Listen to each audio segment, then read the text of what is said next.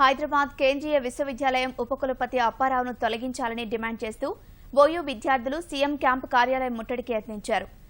టీవీసీఎస్, డీఎస్యూ విద్యార్థి సంఘాల ఆధ్వర్యంలో దాదాపు 40 మంది విద్యార్థులు క్యాంపు కార్యాలయం ముట్టడి చేపట్టారు. ఉన్నఫలంగా విద్యార్థులు క్యాంపు కార్యాలయానికి చేరుకోవడంతో పోలీసులు అప్రమత్తమయ్యారు. గేట్లు పైకి ఎక్కి క్యాంపు కార్యాలయంలోకి వెళ్లేందుకు ప్రయత్నించగా పోలీసులు అడ్డుకున్నారు. బీసీ అప్పారావును వెంటనే అరెస్ట్ చేసి పదవి నుంచి తొలగించాలని విద్యార్థులు డిమాండ్ చేశారు. విద్యార్థుల ఆందోళనతో క్యాంపు కార్యాలయం వద్ద ఉద్రిక్త పరిస్థితి ఏర్పడింది.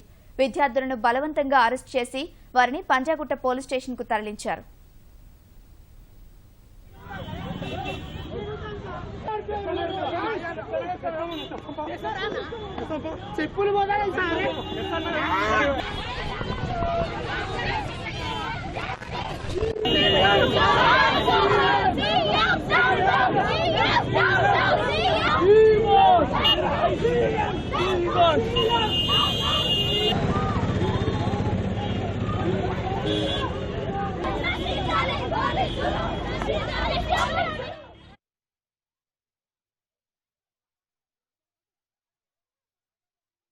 సీఎం అసెంబ్లీలో ఇలా అప్పారావును రికాల్ చేపిస్తానని చెప్పాడు.